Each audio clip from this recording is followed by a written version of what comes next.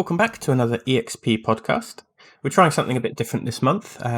So instead of our having usual two guests with us, I'm actually joined by Kem and Luan, and we're going to have a bit of a discussion based around some of their recent experiences. So if you guys want to give yourselves the little intro, then we'll go from there. Who do you want to start with? Well, I guess you can go, Luan. Luan Vetoreti, he's spoken. Hi everyone. For those that don't know me, I'm Luan. I'm a senior environment artist at Playground Games. Yeah, and of course, if anyone doesn't know who I am, I'm an environment artist at Rare, working on Sea of Thieves.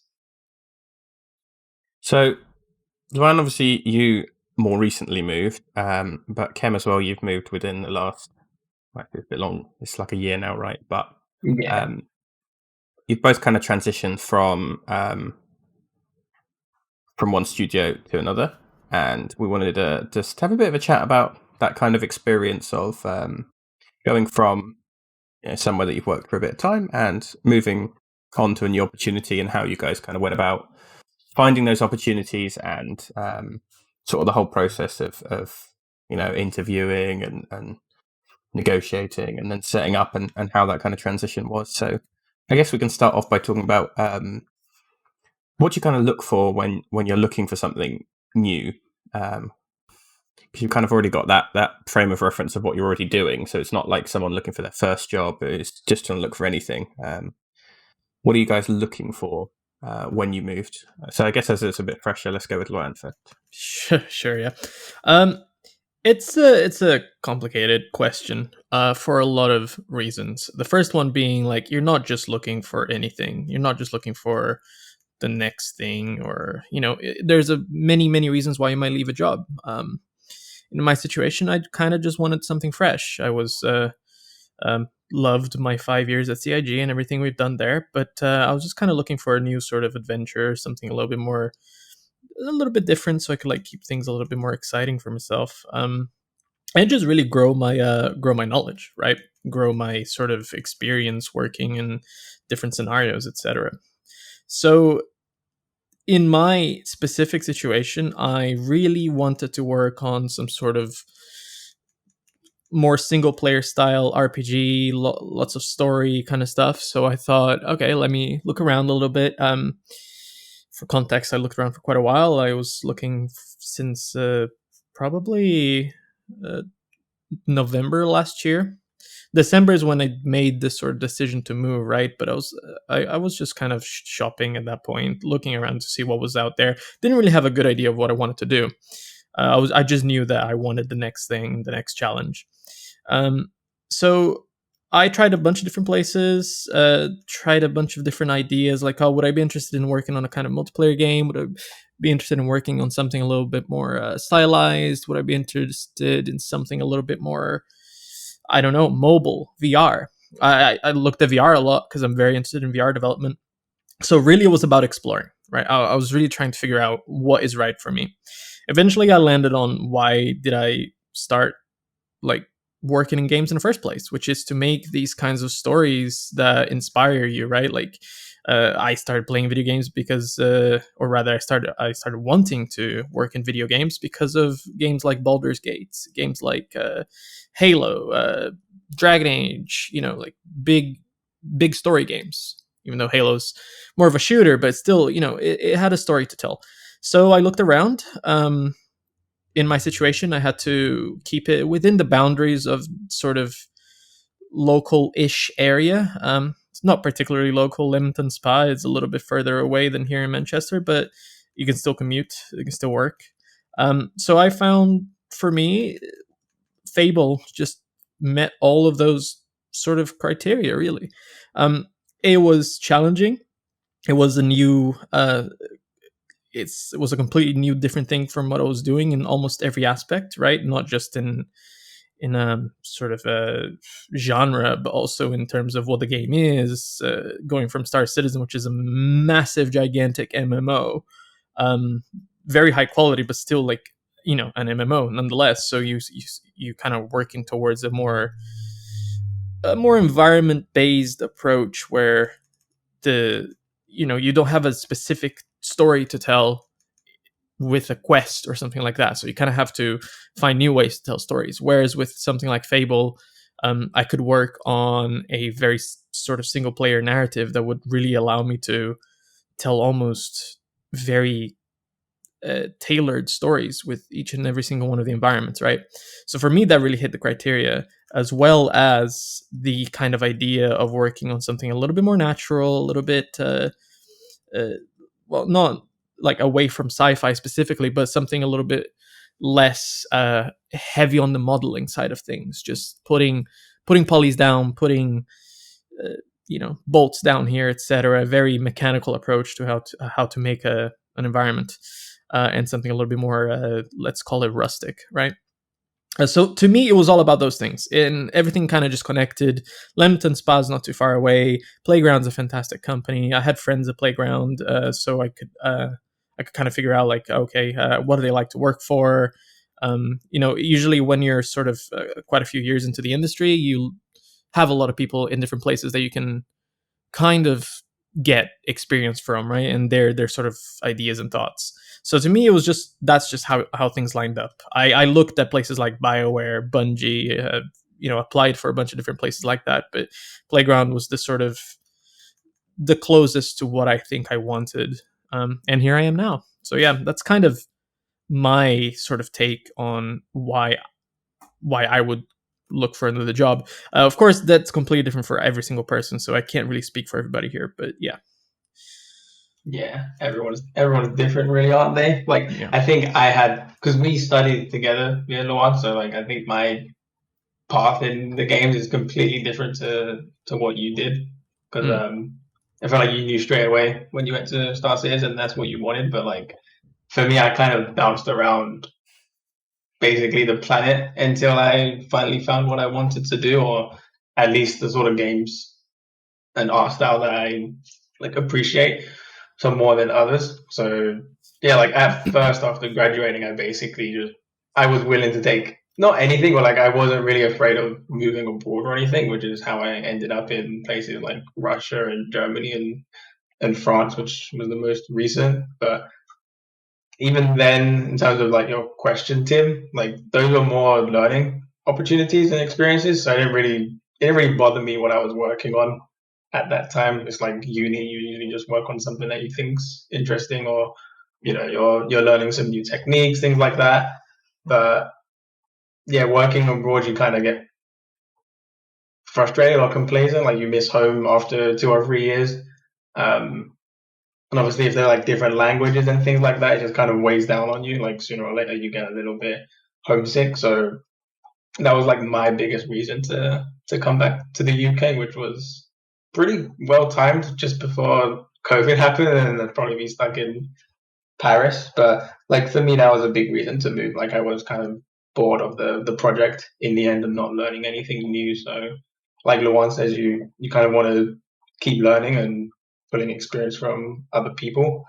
But yeah, I say like most recently I've finally found the style I enjoy and like the type of games. So I'm happy to like cherry pick what it is I work on, or like the next opportunity if there is one in the future. But like for now, working at Rare on Sea of Thieves is pretty much the peak of my career at the moment, and I don't intend on like changing anytime soon. But yeah.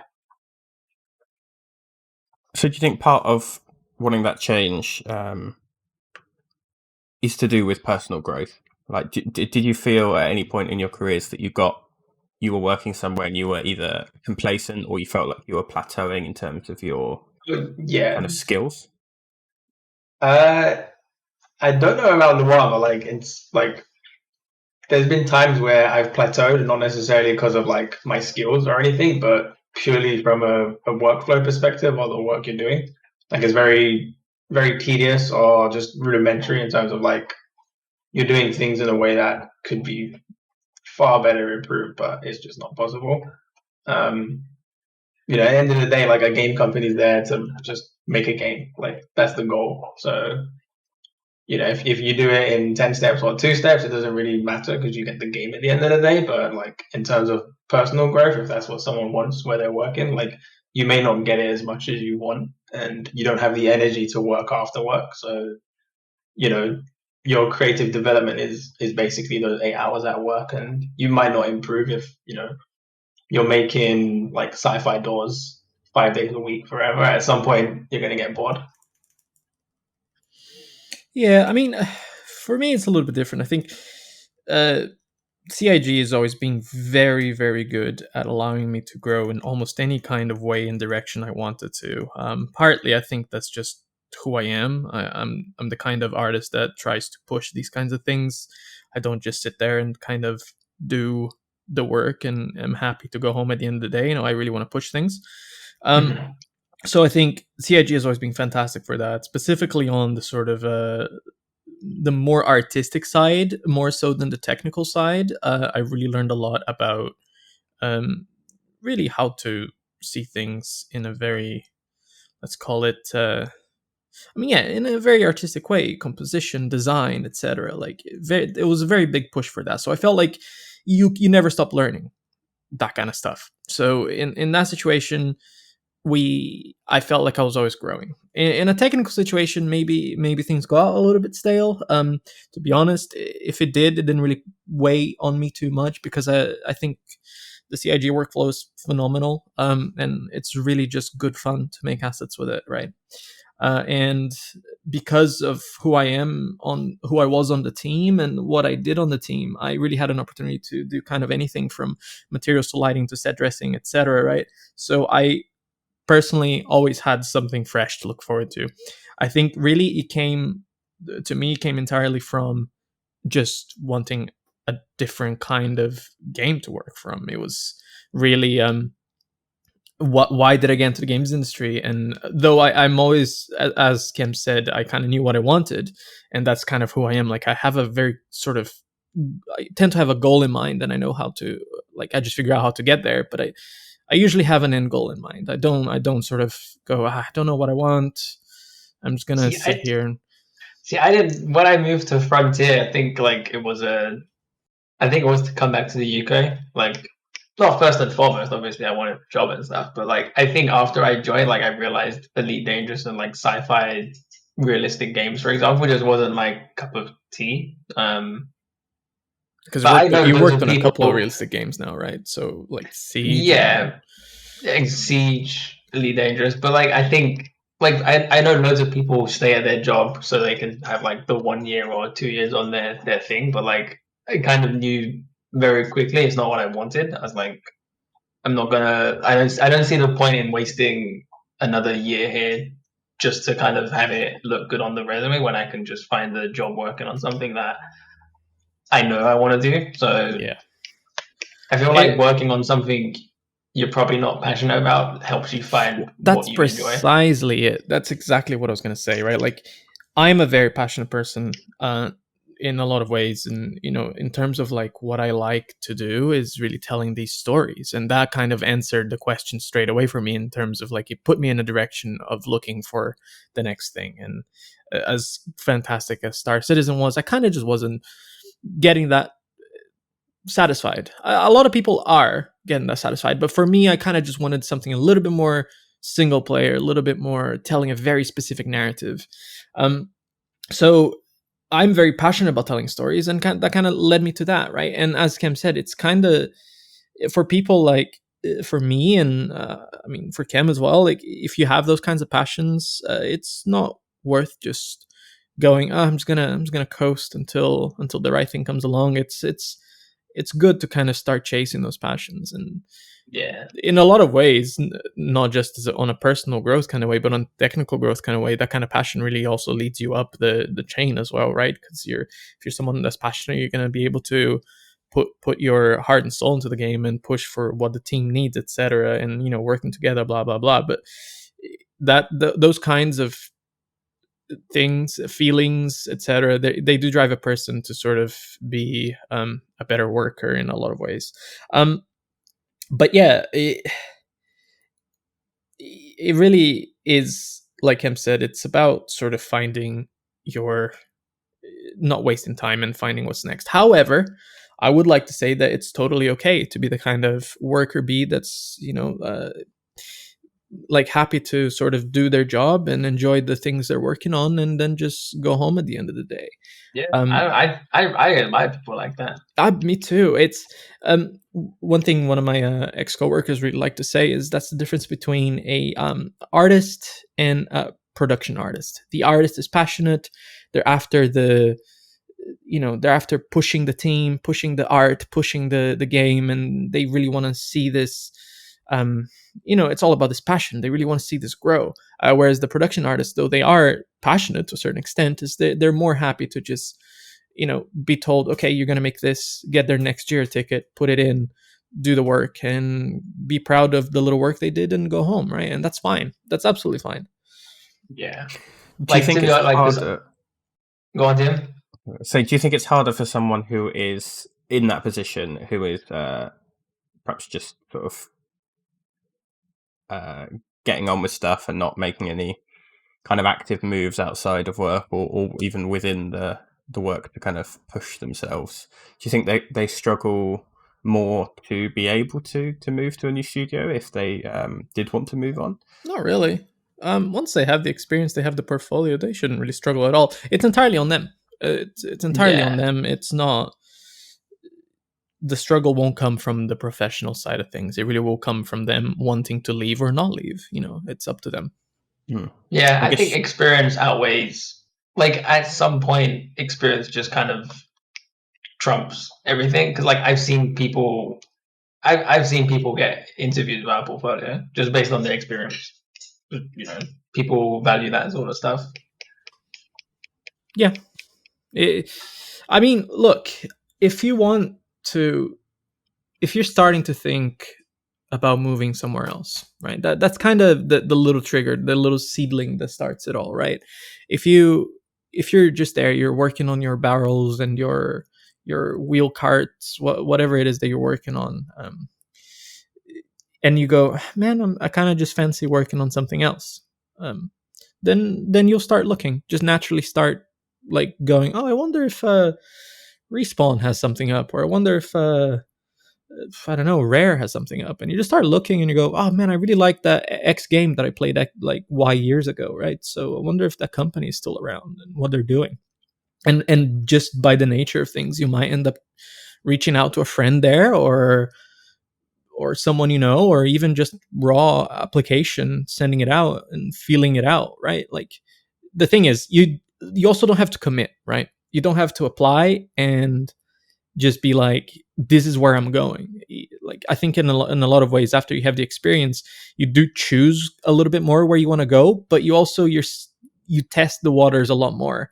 You're not so happy to just take any job because you kind of you learn the ins and outs of how a company works, and you learn what you like, how you like working and how you don't like working.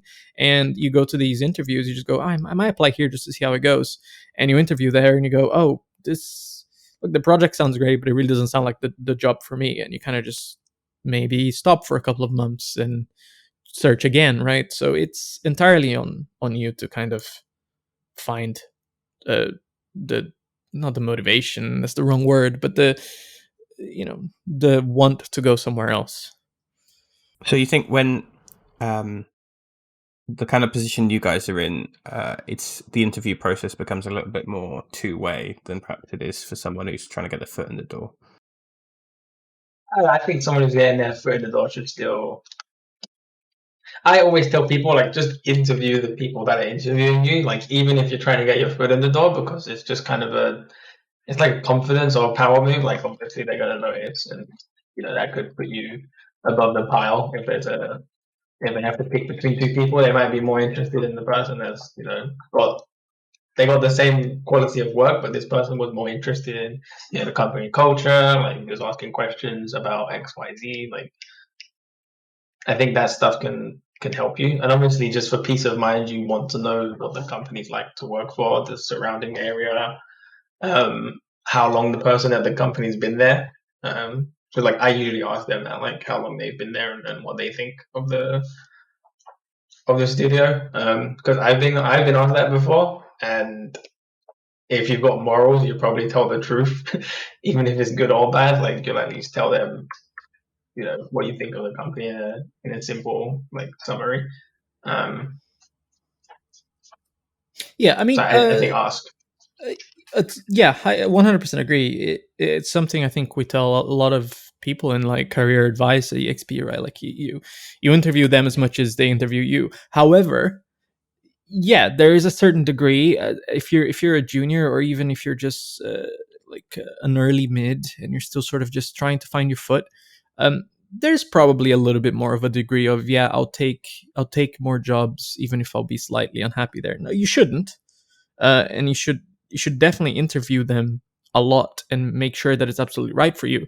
But I think just as you, I don't know, as you grow in the industry, you kind of just get more of a, you understand exactly what to ask, and you understand what the answers, even if they're slightly political answers, you understand what they mean, right? Like, so it's kind of it's a bit of a weird game, but yeah, people should ask. Even if you're going for an internship, you should ask, because it might be that the job is absolutely not right for you. But I do understand that you're in a slightly less, I guess, I don't know, you're in a position where you might want to take almost any job, and I get that, but you should still really figure things out for yourself, because your mental health at the end of the day is what's important. And the last thing I like seeing is people that aren't happy in their jobs, and it leads to a lot of toxicity in the team. Not so much toxicity, but it leads to people being unhappy. Does not lead to a good team. I mean, that's universal, that's obvious, but it does happen, and it happens a lot. And you got to make sure that you're looking after those people, even if you're not directly involved with them. Like, this is why EXP has been so great for a lot of people, right? Like, you can't post in career advice and be like, I don't know if this company is right for me. And then suddenly a bunch of people will come in and be like, well, have you tried asking this? Have you tried figuring this out? And they go, oh, actually, never thought about it that way. You're right. I should figure that out. But yeah, I get it. It's a bit of a Venn diagram with studios of like great projects and great studios as well. Like, absolutely, it can be your dream project, but it doesn't necessarily mean that the culture of the place is a fit for you as a person. I don't know it might have been I don't know who said it, but like, because I really love Final Fantasy, I would love to work on one of their projects, but at the same time, I'm pretty sure after a day or two in the office on their projects, it may not be as magical as I'm imagining, basically. So I've kind of convinced myself that maybe it's just best to enjoy their game from a player perspective and not develop it. Might need to practice more Japanese as well. Yeah. I mean, look, I don't know if you recall, Kem, we had a tutor at university. That is Norwich University of the Arts, for those wondering. Little plug there. But we had a tutor who once said, and this stuck with me very much so, and I still think about it to this day. He said, the best time I ever had in a company was working on, I think it was a Barbie game for the DS. And he said, the project did not matter at all, but I had so much fun with the team. The team was great, and we really sort of enjoyed working together. And though we were making stuff that, let's be honest, was not exciting in any kind of way, it was just a really good time. So I think on your subject of the Venn diagram, right, like that kind of applies, because you're like, some people are happy to just be with coworkers that they really enjoy. Some people are, I'm going to try to put 3 categories here, and I don't want to categorize anything, but you can kind of see these patterns forming. So some people want to be with coworkers they really enjoy. Some people want to be on a project they really enjoy. And some people want to have the working tools that they really enjoy. And you kind of have to find where in the Venn diagram you want to fall on, right? Like, I'm quite project orientated, but I also, man, I think I fall a little bit in the middle, but towards the project side of things a little bit. Because to me, it's a very big all-encompassing package. But I know so many people who are just happy to be with people that they enjoy, or they just want to go somewhere that allows them to work in a certain way, right? So yeah, I mean, everyone's different. There's no right answer. You listener, you've got to figure yourself out. Yeah. But like Kem said, he really wanted to work on Final Fantasy, right? And it's something you got to consider. Is like, do I want to sort of go here and possibly not have a good time, even if the project's exactly what I want? It's a very difficult question to answer, and the only person that can answer is yourself, right? Yeah. We might get a bit of an easier, I guess, a better chance to kind of job to try things out with more remote work from home work. Because if you have to relocate for a new job, that is a very different prospect to being able to, even if it's just start work from home, and get an idea of what the work's like and kind of how the team are. Obviously, it's not quite the same as being in the office, but certainly uprooting your life and moving somewhere else, especially if you end up moving abroad, is a very big commitment, and it can be difficult to go back on that if things are not working. Yeah, it's not the easiest thing to do. But I don't know. I think I like remote work. I think I'm not. It's hard to like say certainty, but like I think I prefer freelancing, to an extent. Like it's a tricky one because I mean, Tim, you've been freelancing as well, but like it's just you get to kind of take things at your own pace. You can work on 3 or 4 projects if you really wanted to, and kind of break up your hours. So like for that person that enjoys working on projects, like I think freelance lets you have that exploration to kind of work on 2 or 3 things, rather than just like one for like a huge amount of time. But then if you're working on that one project for like an extended period of time, it kind of feels like your baby. Like you're putting all of this time and effort in. Not to say you don't when you're freelancing, but it just feels more personal, I can imagine. So it kind of depends on the person, what they enjoy doing the most, and like their personal life and how their like things are set up. Like maybe they have to be at home for the most part. Yeah, so it's a tough one because I mean, we can touch on the differences here between freelancing and in-house job, right? But I think it's important to touch on those when you're comparing it to remote work, because there's some similarities. There's some similarities and some things that you got to think about if you're going for a remote job. Because I think a few companies are going to be allowing a lot more completely remote jobs. Only a few. I think a lot of companies are going to turn around on that pretty quick, but we'll see. I think if you are the kind of person that just enjoy freelancing, like a lot of visual developers do, right? So a lot of concept visual developers, IP developers, they'll just work on a project by project basis, and they just enjoy figuring out some things, aspects about the what does this castle look like in Game of Thrones, or what does this spaceship look like in The Expanse? And that's it. They're done, and they got what they wanted out of it, and they move on, and that's cool. That's fine. And I think in that aspect, you're working less with a team, and some of it kind of translates to remote working. Like, I don't know exactly where I fall here, because I like a little bit of, waking up in the morning, just hopping in the shower, grabbing a coffee, sitting down at my desk, just catching up with emails, looking outside in the garden and going, oh man, the sure is pretty today. And then just sort of getting on with work. And then at the end of the day or in the middle of the day, I just sit down, watch some TV during lunchtime, and have my 30 minutes, 1 hour break during lunch, enjoy playing games, and then get back to work. And that a lot of that is quite nice, but I think there comes a time where you kind of do feel a little bit disconnected, where you're kind of just reaching out to people on Teams like, hey, how's it going?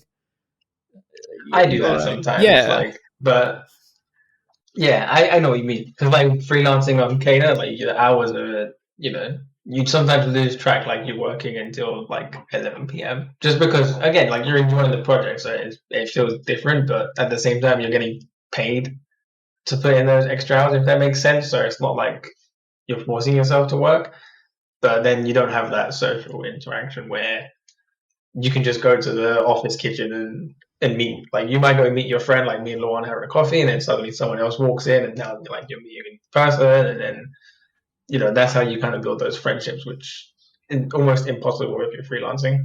Yeah, I mean, look, there's ways that you can circumvent that. You could have it so that I'm not here to solve these issues, but you could have so that the contractors or whatever, they get like a day with the team during in a video call or something where they just chat or whatever. I don't know, but I think there's a bit of a disconnect with a remote work, and you really got to figure out if you want that sort of social interaction all the time. And I very much am the kind of person that loves that. I love being in the studio, or if you're happy to just kind of just be at home and do your thing. Maybe your studio allows you to come in once or twice a week, and that's what you do, right? And that's how you get your sort of, I don't know.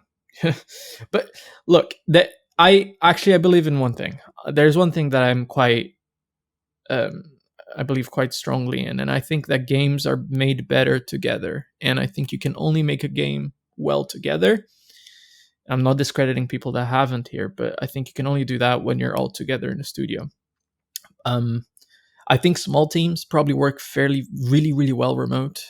But I think the bigger the team, you kind of just need that sort of in-person cooperation to keep things going, because it's so easy to get a message from someone on Teams and go like, shit, I'll reply later, like I don't have time right now, and then time passes and then that person is kind of blocked because they need something from you, and it's on you to reply to them, of course, but it's also like, whereas if you're in a studio, that person will probably come to you like, hey Jeff, how's it going, any progress on this? I need it for my barrel, whatever, right? So I think in that aspect, being in the studio really helps. But a lot of companies are starting to allow some degree of remote work, even if it's a day or two working from home. And if that's your kind of thing, man, go for it, right? That is my kind of thing, to be honest. I'm all down for one day working from home. Like, or one I kind of dig it, but everyone got their own taste. Yeah. Especially if you're a new person in the industry, you kind of want to experience the office life. You need to, really, right? Like you got to be there with everybody, I think. And it's good for people to commute as well. Like I'll be commuting to Playground eventually in the future. So for me, if they allow me to be at home for a couple of days, that'll make the whole life really easy, right? It's about how much the company sort of cares about the human aspect, I guess. Yeah, I guess so. Yeah. So to answer your question, Tim, I don't remember what your question was. There you go. Yeah, I'm not sure I do. I think the studio thing as well, lots of studios have different cultures as well. So yeah, being in the studio doesn't necessarily mean that it is more collaborative or that you will be more social. But generally, I think that the better, or the studios who put effort into trying to create a decent team culture, you should have a good time with the people you work with, because they're passionate about the same things you are, and you can really meet some people who will turn, they'll be more than just colleagues, but actual really good friends, because you really share passion for the same things. But there are places where that's not always the case. Yeah. But again, this is something you can probably feel out a little bit in an interview, of kind of how they approach things. If they care about you as an individual, or if it seems like in the interview that they really don't care about you as a person, but are exclusively interested in your abilities, or what you can do, and perhaps they're asking questions that are a bit, I think sometimes there can be kind of red flags in interviews if it seems like these questions seem a bit too trying to think of phrasing that isn't just like throwing anyone under the bus, but I mean, it's hard to think of examples, right? It's hard to just be like, partly you don't want to throw anyone on the bus, but also it's just kind of hard to remember examples in which someone has turned around to you and said, oh yeah, we really don't care about our employees, because no one's going to say that, right? But I think a little bit of this comes with experience, a little bit with common sense, but you can kind of start to figure out a little bit what some more political answers mean. But it goes back to the whole asking the right questions in the interview to make sure that this is the right place for you. And I can't exactly give any particular examples here, but it's you kind of have to ask about the studio culture a little bit and how they do things. Do they have? Go on. I was gonna say, I always feel like you can ask questions where, well, let's say Studio X is, they're in the news, whatever, like just anybody, it could be any company, like Experience Point, whatever. Like, if you're interviewing at Experience Point, you could probably ask them about like, oh, that recent thing that happened, like, could you talk about that a little bit, like how how the team reacted to like the amazing news or like the awful news? Do you know what I mean? Like, because then you're just using a real world example where like you're not forcing anyone's hand. Like it's public information. You're just kind of curious. Yeah, exactly. That's a good example. And even on a different side, like if it's not something that, if you don't have anything to go by, like they don't have any particularly great things that have happened in the past like X months that you can pull from, you might just want to ask like, oh hey, so once you guys release a game, do you get a little bit of time off to sort of relax? And if the company goes, we really care about sort of keeping employees' minds healthy and we really like for them to take breaks, and you can kind of start to see like, okay, like they think about their employees a little bit. Or if they're going to give you like a more political answer of like, like we always look out for people, and you kind of just like, okay, that's not really answering any question. They're kind of like dancing around the subject. You can kind of start to get an idea of who you're dealing with. I feel like because I didn't even know they were a thing until obviously after a milestone, but like you could always ask about like retrospectives and things like that. How the company, like if they even do them, like if the person kind of responds like,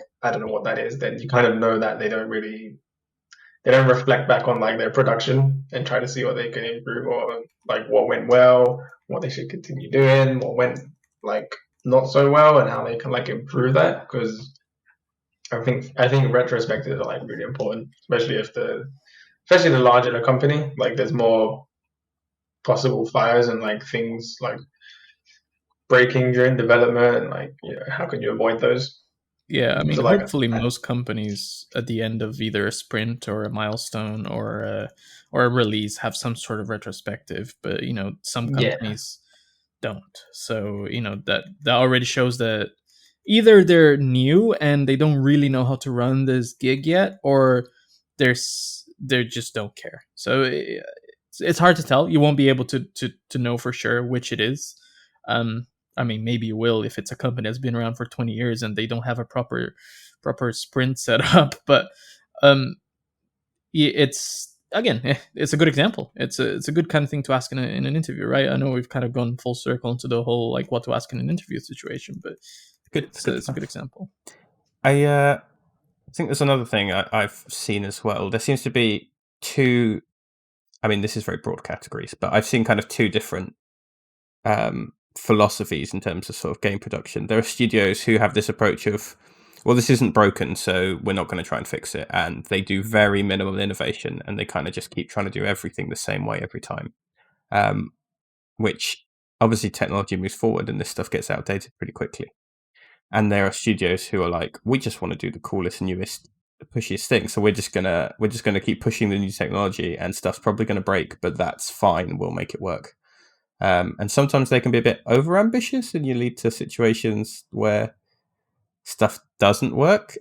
But I think for me, that's more interesting than the studio that's just very stuck in their ways, and you end up with just working with crazy stuff that just seems so difficult to work with, because why try and improve the UX of something when functionally it still works? Well, it's a cost thing at the end of the day.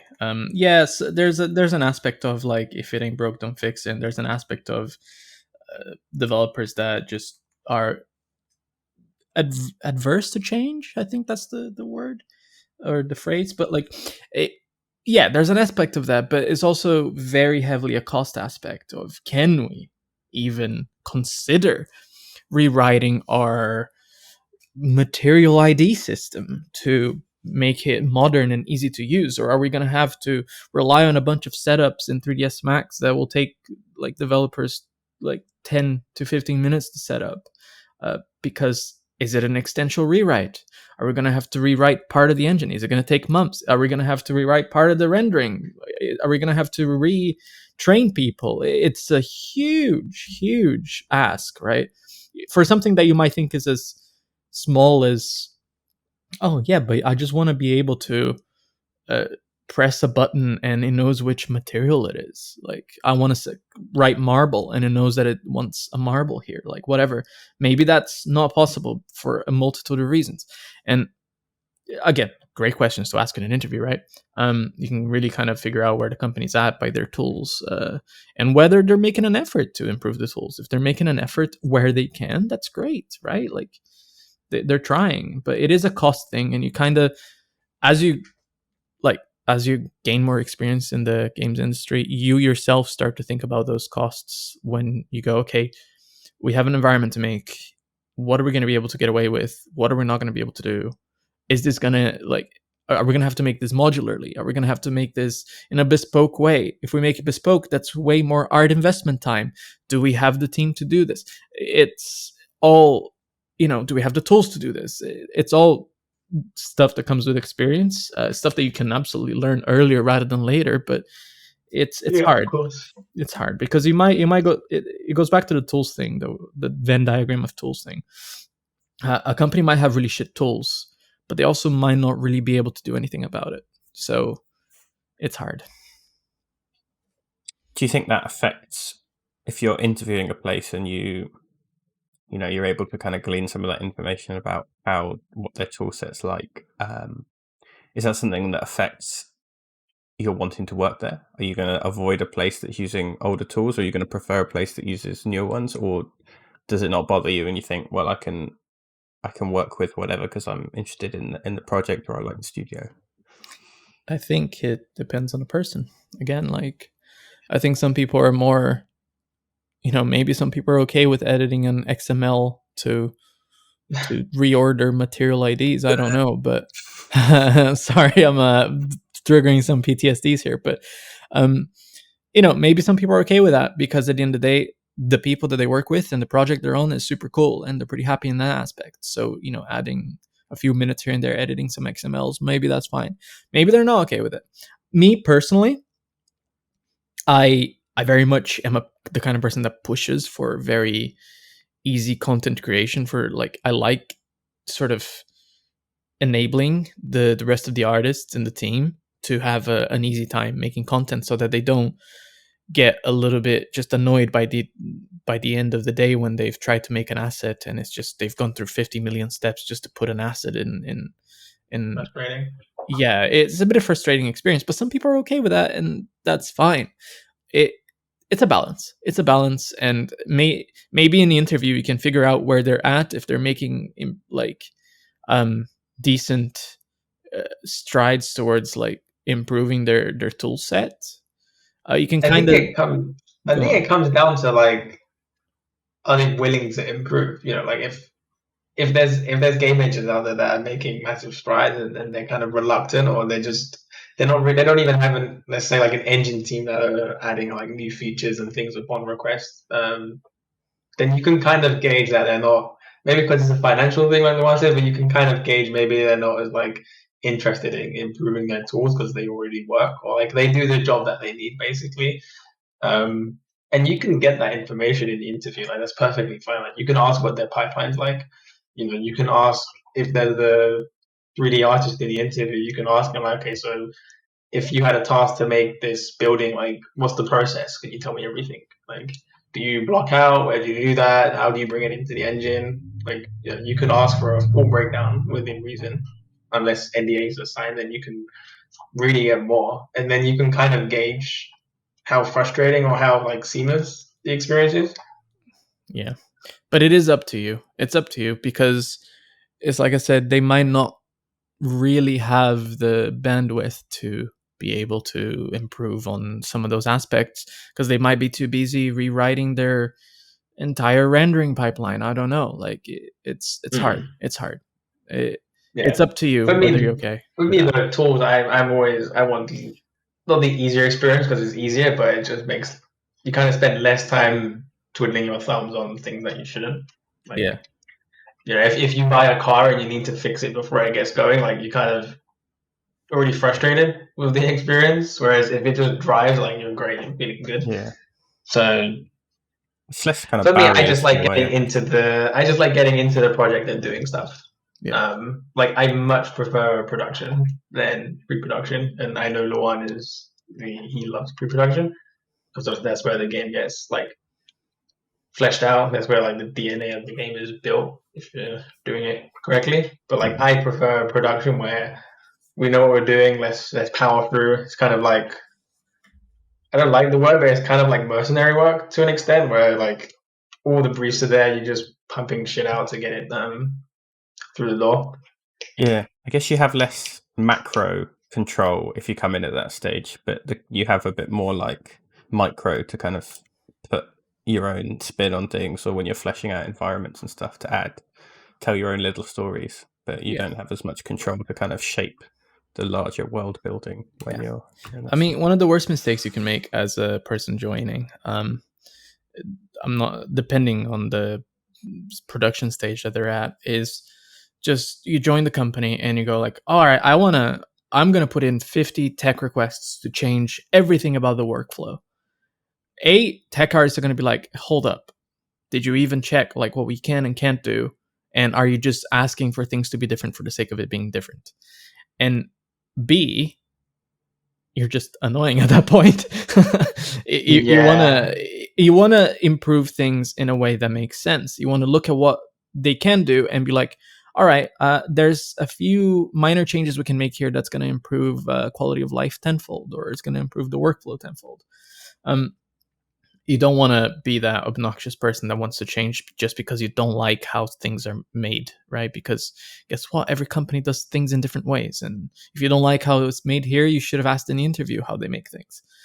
Yeah, everyone does it differently. I don't think I think that I remember I requested like a new feature in one of our materials. It was just easier to just duplicate texture and like change like have a copy of it basically that did what I needed, so save like tech art the hassle. But yeah, I feel like a lot of new people coming into the team just want to like bring their own personal project workflows that might be useful into production when obviously it doesn't always work that way. I think Unreal has sort of spoiled a lot of people as well, because you have these honestly pretty polished tools generally in Unreal Engine that Epic have been working on for a long time. And then if you work on a proprietary engine at a studio, they don't have the same resources that Epic have to kind of pump stuff in, and it's not going to have such good UX, and it's not going to be as clean. And if you come in expecting a proprietary engine to be Unreal Engine, you're probably going to have a bad time. Yes and no. I mean, yeah, absolutely, for sure. A lot of that's very true. But I think the problem lies with what proprietary engines are good at. It's not what Epic is trying to do, which is to create an engine that almost anyone can jump in, press a button, and get a game out, right? Like, whereas proprietary engines are probably going to be much better at, I don't know, I'm just going to pick something random here, forward rendering, or they might be really good at level streaming or material ID ordering. I don't know, man. Like, they might be really good at specific things that really make the game, right? Whereas with Unreal Engine, you're getting a very fleshed out and easy content creation experience, but you might be quite limited in some other aspects, right? So that comes with experience, really, of understanding what an engine can do and what a production can do. And yeah. So, talking about going into the studio, let's talk a little bit about the onboarding process of kind of moving over. So you're coming from working somewhere that you've been at for some period of time, you're quite familiar with things, how they work, and jumping into a new studio and kind of onboarding and trying to pick up all their processes. How was that for you guys? How did you kind of find the experience of things being kind of new and different. Kem, do you want to start? Yeah, I mean, are we talking just strictly like recently onboarding, like being remote, or just in general? Let's whatever you think's the most relevant. I guess if you can talk about remote and in-house, that would be, you got that bit more balance for you. So I think you can, as you've done both. I don't mind the remote like onboarding process because at least for Rare it was pretty seamless. Like they sent the equipment and like IT hooked into the machine and set everything up. It's not the same as being in the studio, for example, when you meet your team, like you're all on a Teams call and it feels like unnatural because you can't really see anyone in person or like have that real world interaction. But like I don't know, the onboarding wasn't too bad. Like my team kind of did it pretty seamlessly. As soon as we joined, like everyone welcomes you, they give you some of the tasks, they make sure that you are up to speed with everything. I think I was making like a small prop when I joined and just posting it for feedback now and then. So everyone kind of gives you the advice that you need at the time. Make sure that you have everything you need because you're new and they're not there to kind of supervise you like they would in the office. But then onboarding in the office is a completely different experience because you can meet your team. You're seeing all of these different departments. You're seeing everyone like working together. So like this creative fuel going around, and you don't really get that when you're onboarded from home because at home you wake up, it's basically the same day as yesterday, just you have something new to do. So it's very, very different. I think I would prefer being onboarded in the studio, like for the most part, and then go and work from home now and then, just so you can kind of feel as though something fresh has started, and if there's any odd questions, you can answer them. Because I don't really know how a new person would be on board. Like if they have no source control experience, absolutely nothing. Like I don't know how much time they would spend with their lead to get all of that help. But like for me, it was pretty seamless. Like I know how to use Perforce. Like it's okay, and then like okay, great. Like you can carry on then. So like it's pretty easy. It's easier if you're experienced, but I don't know how it would go for a brand new person. Yeah, that's a very good point. For onboarding new people, it just requires a lot of dedication from a team member if it's remote. And the same if it's not remote, but to a lesser extent because you're not having to be on a call with them and having to share screens and all the clunkiness that comes with being remote. It's basically, I think the best way to do that is just assign them a mid or a senior and be like, okay, you're taking care of this person for a week or two, teaching them the ropes, get them through the asset pipeline.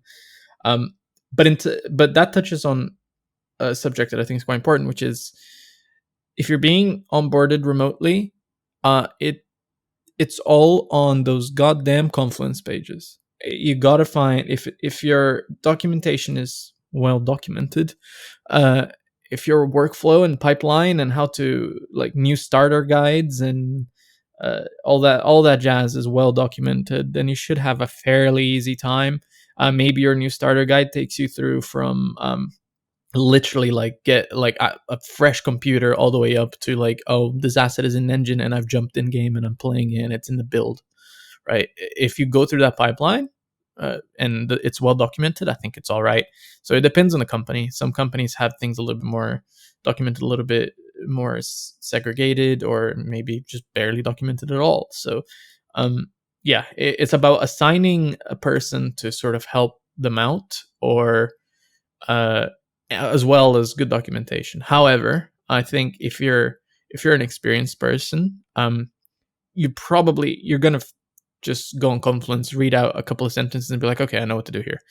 It's just gonna come easier for you, really. I find most of the documentation like it's useful at first, but let's say there's 100 pages of whatever, like how to get into engine. I feel like only 10 are really applicable in terms of what you do. Like at the end of the day, like your repeated task, you kind of just go on autopilot and know most of it, like at the back of your hand, just through sheer experience. Because especially if you're working on a public engine like Unity or Unreal, like the general process. Yeah, it's not as complicated as some like people probably imagine. Yeah. Yeah, but I mean, the documentation is there to cover all cases, right? So it's important. Yeah, exactly. But specifically to your question, onboarding remote is not the best. I don't think it can be done, and it has been done many times in the past 2 years now, or almost 2 years. I don't know. I lost track of time. But it's one of the sort of probably lesser successful parts of remote working, in my opinion, anyway. And you want to meet the team. You want to see who you're working with. You want to sort of just like vibe off them a little bit.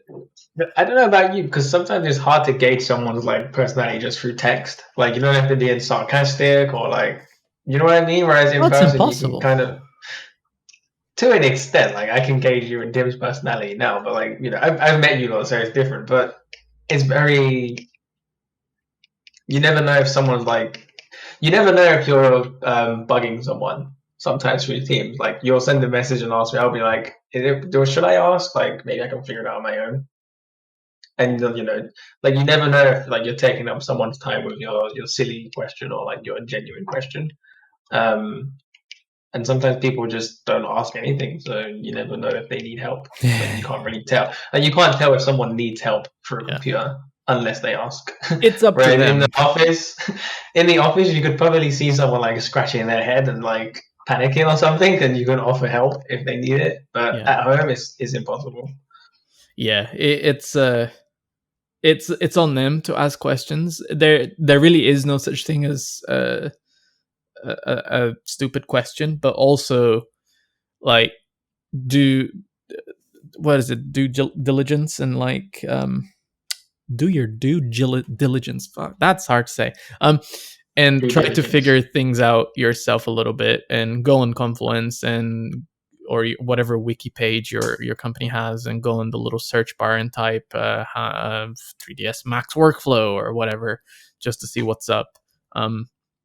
And then maybe there will be something there. Like, I don't know, are you looking for something to do with normals? Just type normals and see what pages pop up. Maybe there's something there about how to use the vertex normal for X, Y, or Z, right? Like, you just do a little Googling before you ask questions. But yeah, I mean, depending on your level of experience, you're sort of, it's like I said before, you kind of just sort of know the ins and outs of just the general pipeline of almost any art studio. So yeah. Well, on that note, I reckon we can do our wrap up stuff. I think it's been a good chat about sort of moving job. I have some Patreon questions. I haven't got any new ones. I just went and found some old ones. So if you got selected as an old one, go you. You got extra value for no effort. So I've got one from Damien, who's asked, if you could give your younger selves a golden tip regarding career advice, what would this be and why? So I guess instead of going back to like, I don't know, really young you, let's say maybe go back. Let's go to the you from maybe like 2 years ago. So this isn't university you. This is you who is just before. I mean, this in a pre-pandemic world. I have one. I know for sure. Go for it. And I remember, I think I spoke to Luan a lot about it, but like my advice would be to, like, how do I phrase this? Like, basically never believe a false promise is what I would say. Because like back in, I think 2018, I was asking for like a pay rise, basically, because I was doing more work than originally. Like I just got lumped more work, which it sometimes happens. Like it's natural. Like you pick up some extra work here and there, it's fine. But after a long period of time, and like it's been a year and a half without a pay rise, you generally like ask for it, and sometimes you get told, yeah, it's coming, don't worry, like we'll talk in like 3 months, whatever, and like nothing happens, and then you wait again and you keep waiting. So like I think I would just slap my younger self to be like now's the time to basically look for another job and either use that as leverage or like just take the new job. That's a good one. It's a good one because whereas the company definitely cares for you to a certain extent, they ultimately care for themselves first and foremost. So yeah, it's a bit. It's like, you know, yeah, they want to bring new people. It's always better for a company to bring new people in then. But it depends on the company. They're bringing someone new, then like pay rise someone who's already there. At least from a business point of view, I feel like that makes sense. mm-hmm. Mm-hmm. But yeah, that would be my rule. Like I would, you know, I think to sum up, like basically, you know, like know your value and like go for it because there's always new places hiring. I don't think anyone should get attached to a studio to the point where they like compromise their own like moral beliefs or like even personal value because just because they're not willing to pay you whatever it is, like another company might. And who knows, like that new company might be, you know, might be vastly superior in terms of like lifestyle. So you just don't know, really. I think that's up to each individual. Yeah. For me, it's a little bit different. I think I spoke to this in our first podcast a little bit, but it's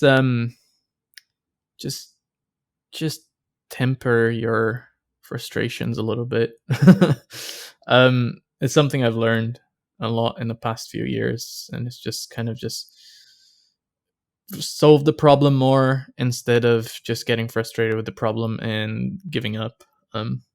Try to figure things out in a good way and get the problems fixed with the right people rather than just sitting on it and going, well, fuck this thing. I don't fucking care.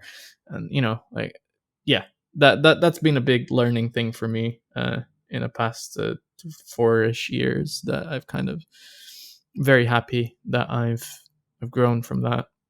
Yeah. Trying to pick out another one. I think I'm gonna rephrase one that Peter asked previously, but I'm going to direct this one at Kem. At me? Okay. Yeah. So how did you find the difference between moving abroad for a job and moving to a job within the same country? It's weird that I think all the jobs in the UK have been remote, apart from Frontier, but I was still moving abroad. I think the biggest difference is just not knowing anyone. Like it's kind of like when you go to uni. At least I don't know about Luan or whoever's listening, but like I specifically chose a uni where I didn't know anyone because I wanted a fresh start. Like no one knows who I am. Like I can be a new person if I wanted to, and just kind of just meet new people. There's none of like the past attached to anymore. So it's kind of like that when you move in country. Like it's completely fresh start. It's a new experience. It's kind of like an extended holiday. I usually tell people like you're not rushing around to do things like you normally would on a holiday. Like you can take your time and actually get like engrossed in the culture, which is one of the biggest like perks of working abroad. But in terms of the differences, I don't think there's much of a difference. Like I feel like people think it's this massive thing where like it is, but at the end of the day, like you're just moving to another breeze block building. It just happens to be on another continent for the most part. You know, like you're still living in an apartment, you're still walking to the office and like doing the same thing you would in like the UK, for example, where we are now. But yeah, I don't think it's as different as people imagine it to be, what I would say. I think the main difference comes from the types of cheeses available on the supermarket. I think that's the big thing to take away here, because if you go to Japan, there's not a lot of cheese. If you go to France, there's a lot of cheese. Your local survey of your colleagues, if you ruled that this the big difference is cheese variety. Yeah, but Kem's absolutely right. Like it's the same. What's the saying? Same shit, different. Same shit, different day, I guess. Is that it? Yeah, I think that's it. I don't know, but it ultimately comes down to the person, because like I'm not an extra. I wouldn't say I'm an extrovert or an introvert. I'm kind of like in the middle. So like if going to a new country or like going on holiday where I don't know absolutely anyone, like is really appealing to me because I can experience new things. I've kept some of like the cultural influences from like Paris when I lived there. But then someone who's a complete introvert and doesn't enjoy like going outside of their apartment, they just want to stay at home and do these things. Like maybe working abroad isn't the best thing for them because now you've basically siloed yourself into like isolation in a place where you don't know anyone. So like you kind of have to be willing to build friendships with people you've never met before, and be a little bit uncomfortable for a brief period of time. Yeah, I mean that's pretty accurate. Yeah, and I mean I'm the kind of person who really likes fresh starts. I like meeting a lot of new people. I'm not particularly extroverted, but I just like talking quite a bit. So like meeting a bunch of new people for the first time and sort of making new friendships is quite fun for me. Where I think I would probably falter if I went to a place that spoke a completely different language and I had to learn the language. I mean, I've done that before twice, and I think I've had my fill of that, and I don't want to go through that ever again. So it really depends on the person. If the person really doesn't like completely new, fresh experiences, then yeah, I mean, they probably won't like going to a different country, right? Yeah. Mm-hmm. I think that answers that one. So I guess we can finish off with a Luan bonus question. Oh, I'm throwing a bonus question. He's gonna ask him his own yourself. question. Yeah. Do I have to ask? Yeah, okay, I'll ask myself. All right, okay. Bonus question of the month. Tim, what is your favorite game you played in the past couple of months? Because you've been playing a lot of different games. Have I? You have. What have I played? No, he's forgot all of them. You played Ratchet and Clank. Yeah, I think I will go. I've really enjoyed Ratchet and Clank. I think that it was one of the game. I haven't played a game in a long time that sort of brought back that feeling of, when you're younger and you kind of play through a game and it's just like Fun. It's not a chore. So many games these days feel like a chore, which is a job. It's a lot. Yeah, I struggle with a lot of like online games these days because they want you to log in every day and do the stuff every day. Games as a service. Yeah, and it's not that I don't enjoy that as such, but it just at some point it just becomes too much, and it's like, what am I? I'm spending like X number of hours a day just in maintenance mode just to keep up with stuff. Yeah. But being able to play through an actual really story driven, really curated game that just it doesn't. It's not trying to be hard. It's not trying to be crazy, thought-provokingly artsy. It's just trying to be fun. And I think it's been a while since I played a game that really just focused on being interesting and fun. And when my wife saw it, she hasn't played any Ratchet and Clank games. She referred to it as a baby game. She thinks it looks like a kid's game. And wow. It's like, it's almost not an insult in a way, because it kind of is. It kind of is just this kid's game. It brings back this feeling of being a kid sitting on my PlayStation 2 playing Ratchet and Clank. Yeah. And that it's I don't know, it's nice. It's kind of nice that simpler, think back to those simpler days, but it's still like crazy impressive, crazy visual, technically just like mind blowing, but it doesn't take itself so seriously. Yeah. I probably don't want to play through it again. Probably just going to sit there, but I really enjoyed my time with it. And I think the last game I probably enjoyed to that level and wanted to just like, I need to go 100% this before I put it down was probably Ori and the Will of the Wisps. Ori was good, yeah. Kem, ribeye, sirloin, T-bone, or rump? Those are the four. Those are the options I'm giving you. Oh god, I've been having a lot of fillet steak lately, but okay. What are the four? Ribeye, sirloin, T-bone, rump. Probably T-bone. Interesting. Rump is a bit tough. It is. And I'd put the ribeye over the sirloin. I basically exclusively eat ribeye, so I used to like sirloin, but I don't find it. It's not really the best anymore. But the fillet steak, dude, because I cook like 3 fillets. You know me, I've been cooking quite a lot. They keep coming out great. But the sirloin, like shit. So maybe I should buy a T-bone though. That's not a bad idea. See, the fillets are too small in my opinion. Need a nice They are, ribeye. but they're so good. 2.5 minutes each side, medium rare, salt, like crystal salt, pepper afterwards. Oh, there's this thing. I want to try dry brining the next steak I make. It's a technique I found off like this YouTuber. I'm gonna give it a go. But that's my answer. I'm gonna go with there. You go. That's my questions. Unless one of you have a question for me, a special question directed at me. Go on, Tim. I know you have one. You know, I have Tim's one. got one. Now I've got to think of one. I know Tim has one running around his head. What's your favourite weather? As in the UK, we've had such insane weather recently. We're talking about the weather, are we? The other day, it was raining here, and then sunshine, and then it was a thunderstorm, and then we had some rainbows, and then it went back to a hailstorm. We've had nonsense weather in the last 2 months. So I only have experienced all of it. I only have one favorite weather, and it's sunny.